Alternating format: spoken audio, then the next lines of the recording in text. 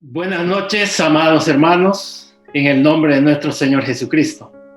Amada Iglesia del Señor, les saludo en esta hora. Hoy quiero compartirles un tema de la Escritura que es la santidad de Dios. Es un atributo de Dios o una perfección de Dios y deseo compartir, pero de la parte que casi no se habla, es decir, de la parte de la santidad de Dios que tiene que ver con Él, que es totalmente diferente de nosotros. Y dice la Escritura en el Evangelio de Juan capítulo 1, dice: en el principio era el Verbo, y el Verbo estaba con Dios, y el Verbo era Dios. Él estaba en el principio con Dios. Ahí encontramos que la Trinidad está en la eternidad. El Padre, el Hijo, el Espíritu Santo no se menciona, pero está allí. Y en la eternidad el Padre y el Hijo están comunicándose en amor. El Padre le comunica todo su amor al Hijo, y la preposición griega que se traduce con nos implica que hay un movimiento en círculo, hay una danza, hay una fiesta de amor, hay una fiesta de vida allí en la eternidad, en el seno de la Trinidad. Y esto está significando que nuestro Dios en la eternidad está presente. En la eternidad, cuando nada existía, Él está allí. Solamente el Padre, el Hijo y el Espíritu Santo están allí. Y eso ya nos da la idea de que solos estaban allí en la eternidad sin nadie más. Ahora, para ayudarnos, piensa en un círculo, y ese círculo es la eternidad, que no tiene principio ni fin. La eternidad simplemente es no tiempo. Esa es la eternidad. Y en ese círculo que nos imaginamos, traza un guión. Y ese guión pequeñito en ese círculo es la historia humana. Ese es el tiempo. Dios creó el tiempo para nosotros. Entonces, en ese tiempo que ahora vivimos, que lo puso Dios para nosotros, el Verbo se hizo carne y vino hasta nosotros. Ahora, volviendo nuevamente al círculo de la eternidad, quiero repetir: el Padre y el Hijo estaban allí en una comunión de amor en la eternidad. Y allí Dios, el Trino Dios, se deleitaba consigo mismo. Dios se deleitaba consigo mismo. Nadie más estaba allí. Ahora, cuando Dios viene a la tierra, después que lo había creado, entonces cuando crea la tierra, cuando crea el universo y todo lo que existe, la existencia humana es la historia que Dios, en la cual Dios nos puso. Y entonces, cuando Dios creó al hombre con pies. Ahora, ¿qué tienen que ver los pies en este tema? Los pies son una señal de que somos seres creados. Dios, el Trino Dios, no tiene pies. Ahora, los seres humanos tenemos pies para diferenciarnos y para saber que tenemos que poner los pies en la tierra. Esa es nuestra realidad. Por eso en Deuteronomio capítulo 8, versículo 4, cuando Moisés habla de los 40 años en el desierto, él dice que los pies del pueblo de Israel no se hincharon. Ahora, en Isaías capítulo 6, versículo 2, dice que los serafines tenían 6 alas, 2 para cubrirse el rostro, 2 para volar y 2 para cubrirse los pies. Otra vez los pies en los ángeles que nos dicen que son creados. Entonces podemos entender que hay una diferencia entre el Trino Dios y nosotros, los seres humanos, y los seres angelicales, santos, también que son creados por Dios. Ya estamos viendo una diferencia abismal y tremenda entre el Dios santo y eterno y todo lo que es creado. Ahora, ¿cuál es el significado de lo santo? Santo es aquello que es separado. Cuando las amas de casa cortan la zanahoria o otras verduras y cortan un montón de verduras y dicen, separan esta parte para la sopa, esta parte para el guiso. Entonces, la idea de separación. Así, santo significa separado, separado, otro, diferente de todo lo demás. Entonces, pensando en Dios, cuando se dice que Dios es santo, en la primera parte de lo que es el significado de lo santo, Él es separado, completamente diferente, Él es el otro. La otra parte de la santidad, para ir entendiendo, es lo que siempre hemos estado hablando y predicando y enseñando y viviendo y repitiendo en la iglesia y en nuestras vidas también. Tiene que ver, amados hermanos, con la pureza, con la rectitud, con que Dios no tiene pecado. Entonces, lo santo tiene que ver que Dios es totalmente diferente a nosotros como creación humana y también a la creación angelical. Y la diferencia o el punto o la señal de que nosotros somos seres creados está en nuestros pies. Y la otra parte de la santidad entonces tiene que ver que Dios es sin pecado, eternamente sin pecado. Muy bien, cuando hablamos de la santidad de Dios en el aspecto del otro, de que es diferente, de que no tiene nada que ver con nosotros, cuando Él existía en la eternidad, sin que no hubiera nada todavía, el universo no existía y solo Él existía.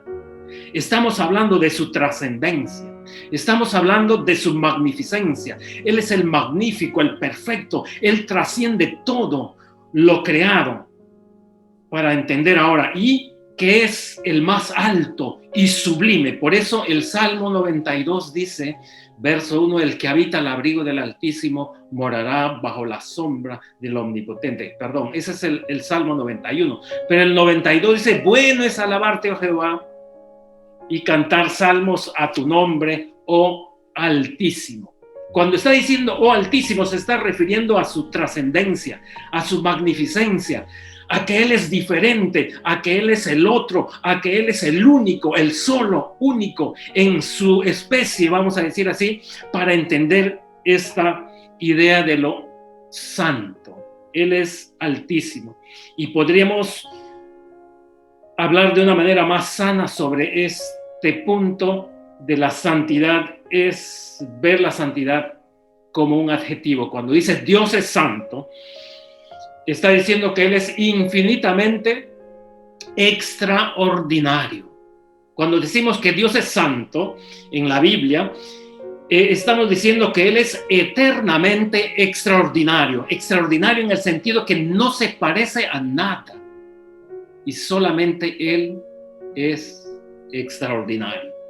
Amados hermanos, los antropólogos han estudiado en toda la humanidad el concepto de lo sagrado, la idea de lo religioso, y todas las naciones, no me refiero a repúblicas, sino a naciones, tribus, lenguas, todas las naciones tienen una idea de lo que es santo, una idea de lo que es separado, una idea de lo sagrado, una idea entre lo sagrado y lo profano.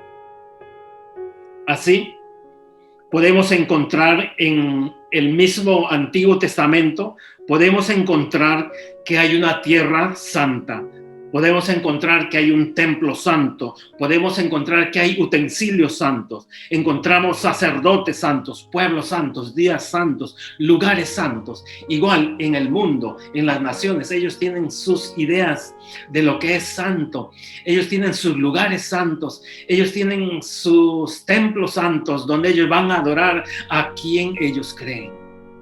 La idea de lo santo está en toda la humanidad. La pregunta es ¿por qué? Porque Dios nos creó a su imagen conforme a su semejanza. Ahora bien, entonces, la diferencia, para volver a repetir, la diferencia entre lo santo y lo profano, entre lo común y lo extraordinario, la diferencia al hablar sobre este tema es que cuando este extraordinario, infinitamente extraordinario, nos toca, lo ordinario se vuelve extraordinario solo en el nivel humano, porque el que es extraordinario infinitamente y eternamente es nuestro Dios Trino. Allí está la diferencia entonces, amados hermanos. Por ejemplo, cuando Moisés estaba allí en el desierto, ahí pastoreando las ovejas, de repente en el capítulo 3 se le aparece el ángel de Yahvé. La zarza ardía, él se acerca a mirar y Dios se da cuenta, este viene a mirar, este va a morir. Y Dios le dice, detente, tranquilo, que yo soy el Dios de tus padres. Y le dice, antes que se acerque, le dice, quítate la sandalia de tus pies porque el lugar donde yo estoy, es decir, Dios es santo. Y él se quita las sandalias y se da cuenta que es Dios. Se tapa el rostro. ¿Para qué? Para que él no muera. Entonces allí vemos que cuando Dios toca lo ordinario, se vuelve extraordinario. Cuando Dios toca la tierra y su presencia está allí, la tierra se volvió un lugar santo y le dice a Moisés, quítate la sandalia de tus pies. Entonces, volviendo a repetir, la diferencia entre lo común y lo extraordinario, entre lo profano y lo sagrado, es la diferencia entre lo terrenal y lo celestial. Ahora, este aspecto de Dios en cuanto a su santidad, que Él es único, que Él es el Altísimo, el que trasciende, el magnífico, el que no se puede comparar con nadie, este aspecto ha producido miedo y terror a la humanidad. Un ejemplo de esto está cuando el pueblo de Israel llega al monte Sinaí y se prepara para estar en la presencia de Dios. Dios pone límites en las faldas del cerro para que nadie pueda subir, nadie autorizado pueda subir a la montaña. Y entonces ni animales ni hombres, porque aquel que subía moría. Y cuando viene la presencia de Dios allí en el monte, hay fuego, hay humo, hay nubes, hay rayos, hay sonidos. Y ya sabemos en la historia de Éxodo capítulo 19 y 20 que el pueblo asustado, lleno de miedo, lleno de terror, le dijo a Moisés, habla tú con él, que él no nos hable a nosotros. ¿Por qué? Porque la experiencia de los santos es intimidante para el hombre pecador. El hombre pecador tiene miedo a la divinidad. El hombre pecador tiene miedo a Dios. Por eso muchos, y también cuando yo no era creyente, decía, si yo entro al templo, si yo entro a la iglesia se va a venir abajo. ¿Por qué? Era una excusa solamente para decir, no quiero estar allí en el culto porque no quiero enfrentarme cara a cara con el Dios Santo, con el Cristo encarnado que vino a la tierra a morir por nuestros pecados. Es intimidante la relación que existe entre el Santísimo, el Magnífico, el infinitamente extraordinario, con el hombre pecador. Un ejemplo de esto para entender también podemos nosotros decir, y quizás es la experiencia de muchos, los que son maestros, los que cantan, los que hablan en público, los que predican, los que enseñan, es que muchos de nosotros cuando hemos empezado teníamos miedo de estar en el público. Y se hacen una encuesta de cuáles son los miedos primarios o principales, o cuál es el miedo que ocupa el primer lugar, seguramente sería este miedo de hablar en público. Cuando yo empecé la vida cristiana tenía mucho miedo, tenía miedo de pararme al frente de la gente y hablar, pero Dios, el Santo, el Extraordinario, eternamente hizo un cambio en mi vida. Pero no quiero hablar de eso. Ahora hay gente que tiene miedo a otra gente de otras naciones, que se llama xenofobia. Tienen miedo. ¿Por qué va a venir esta gente a mí? A quitarme trabajo, a quitarme mi lugar, mi espacio, a quitarme a mi novio, a mi novia, al que podría ser mi esposo, mi esposa. Creo que eso ha pasado en el Perú cuando llegaron los venezolanos. Y aquí en Europa la gente llega de diferentes países, diferentes culturas, y vienen e invaden el espacio, traen otras ideas, traen otras reglas o no cumplen las reglas, y a un país y una ciudad que tiene muchas reglas, esto es totalmente cansador, frustrante. Por eso, estas son ideas simplemente de lo que produce la santidad de Dios, el santo, el extraordinariamente e infinitamente santo, es lo que produce en el ser humano, produce miedo. Hebreos, tomando el pensamiento de Éxodo, él va a decir que repite, y la historia allí en Hebreos capítulo 12 creo, o 13, dice al final que tengamos cuidado de no caer en manos del Dios vivo, porque es horrenda cosa. Es que la santidad de Dios produce miedo, produce temor, pero no quiero hablarles del miedo. Hoy estoy hablándoles de la santidad de Dios, de ese aspecto que no casi se habla. Ahora, la magnificencia y la santidad, ¿cuál es? Vamos a pensar en lo que hemos aprendido del Hijo. Vamos a pensar en el Cristo encarnado. Vamos a pensar en el Verbo que se encarnó, en el Verbo que en la eternidad, cuando nada existía, solamente ellos estaban allí. Había una fiesta, una danza, y había una fiesta y una danza de comunicación de vida entre el Padre y el Hijo. Ahora entonces, cuando Él vino, se hizo carne, la experiencia humana con el Santo es igual. La gente tenía miedo al Dios encarnado. Por ejemplo, en Mateo capítulo 7, versículos 28 y 29, cuando hablan de su autoridad era evidente. Cuando Él reprendía a los demonios, su autoridad era evidente. Cuando Él enseñaba la palabra de Dios, la autoridad de Cristo era evidente, y la gente decía: enseña como uno que tiene autoridad, y no como los escribas que tienen que sujetarse y decir como dijo Ben Sirá, como dijo el rabino tal. Pero Jesús hablaba en primera persona, con autoridad propia. Por eso le tenían miedo a Jesús, porque su autoridad era evidente, sus palabras eran únicas. Juan capítulo 7, versículo 46, cuando envían alguaciles a tomarle preso a Jesús, los líderes judíos, y vuelven los alguaciles y no le traen a Jesús atado, entonces los líderes religiosos judíos les dicen: ¿qué ha pasado? ¿Por qué no han venido? Y ellos responden, los alguaciles responden: jamás alguien habló como él. Qué tremendo. Sus palabras eran únicas, sus obras eran indudablemente divinas. Juan capítulo 9, versículo 33, cuando Él sanó al ciego de nacimiento, cuando Él hizo otras obras, cuando Él hizo milagros, para ir avanzando un poco en el tema, cuando Él resucitó a Lázaro, cuando Él sanó, cuando Él perdonó pecados, y los fariseos y los escribas se quedaban atónitos. ¿Cómo este puede ser un profeta?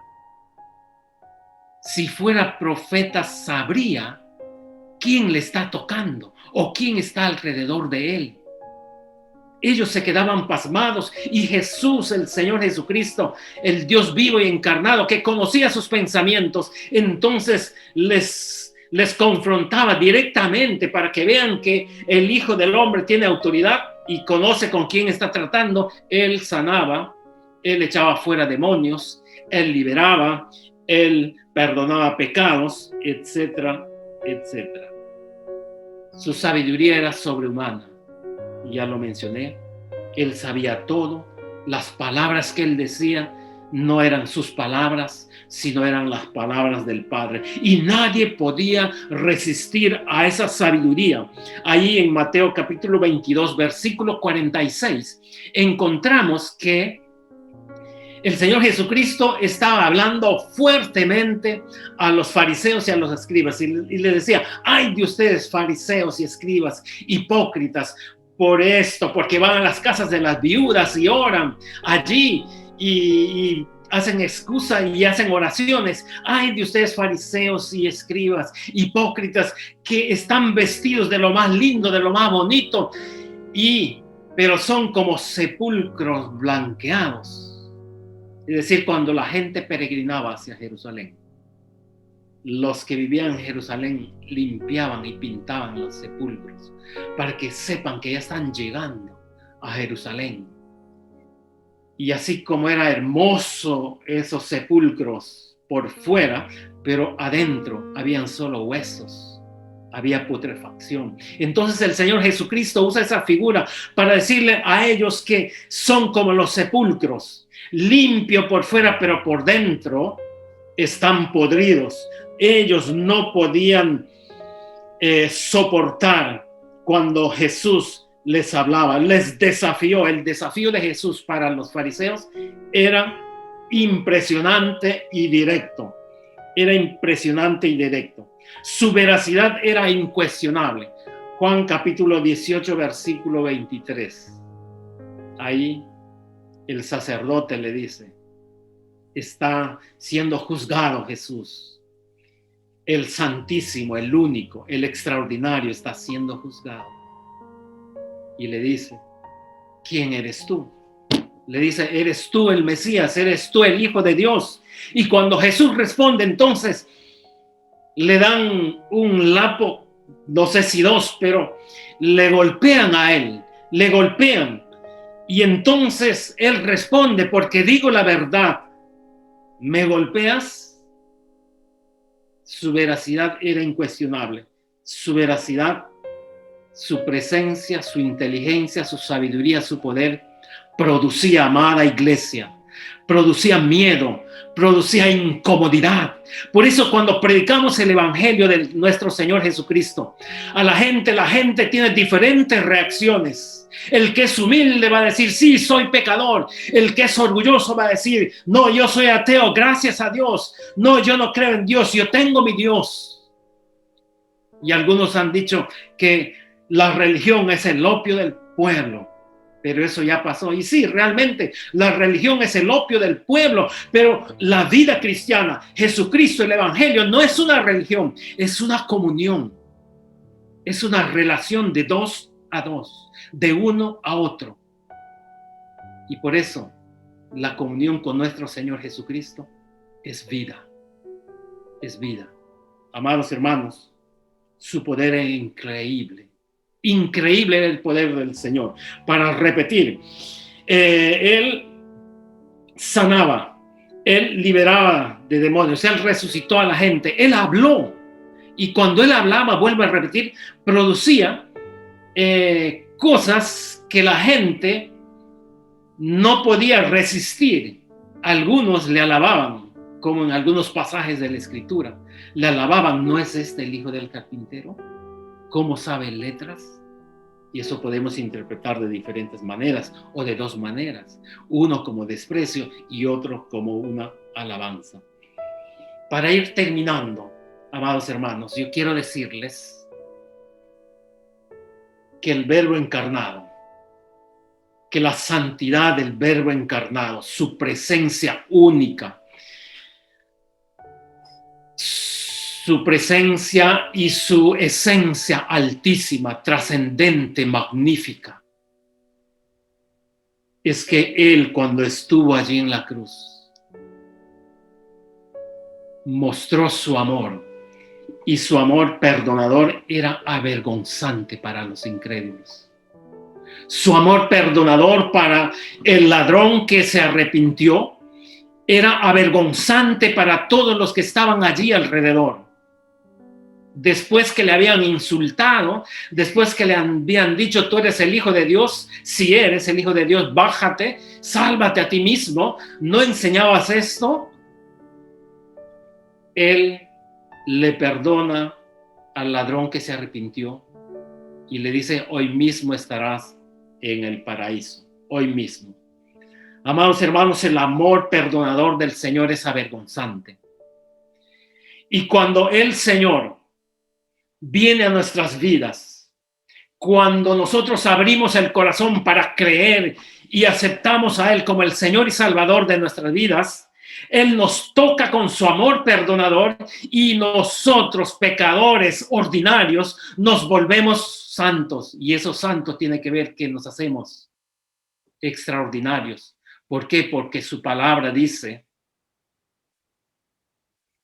que Él nos perdonó nuestros pecados, como también lo dice en Primera de Juan, que si nosotros confesamos nuestros pecados, Él es fiel y justo para perdonar nuestros pecados y limpiarnos de toda maldad. Y como cristianos, amados hermanos, podemos seguir creyendo en Él, abrirnos a su palabra, abrirnos a su presencia, abrirnos a su espíritu, recibir su palabra, aceptar su palabra. ¿Para qué? Para que cada día nosotros, hombres y mujeres pecadores, salvados, arrepentidos, podamos ir creciendo hasta la imagen de Él, porque ese es el plan, esa es la meta eterna del Padre, del Hijo, del Espíritu Santo, que seamos como el Hijo, el pueblo de Dios, la iglesia del Señor.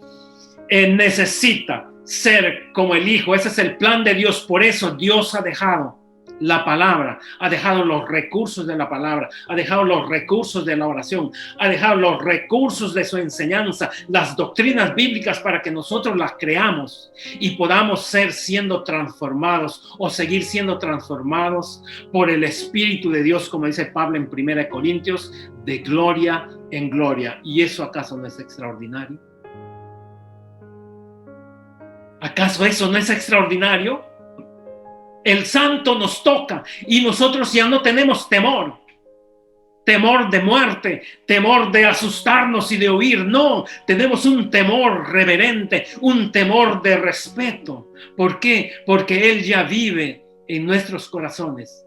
Y si en este momento en tu casa estás oyendo este mensaje y no tienes esa relación con el santo, con el que es único, con el que vino a la tierra y murió en la cruz y dio su vida por todos aquellos que creen, y yo te animo, si estás esclavizado en el pecado, te animo a que te dejes tocar. ¿Qué significa dejarse tocar? Significa que creas en Él, que creas en su palabra, que creas en lo que dice la Biblia, que mires a tu alrededor a aquellos que ya han aceptado a Cristo. Y verdad, este fue un borracho, miren, ahora es un hombre sobrio. Esta fue una mujer cualquiera, ahora es una mujer decente, de su casa, honorable. Todos le honran, todos la respetan.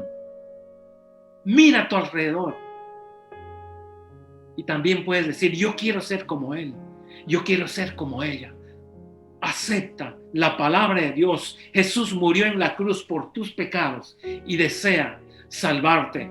Y si eres ya un cristiano y estás caído, estás con capa caída, has pecado, estás de pecado en pecado, de pecado en pecado, y por la vergüenza el enemigo te agarra, te atrapa para no liberarte, para no pedir perdón al Señor.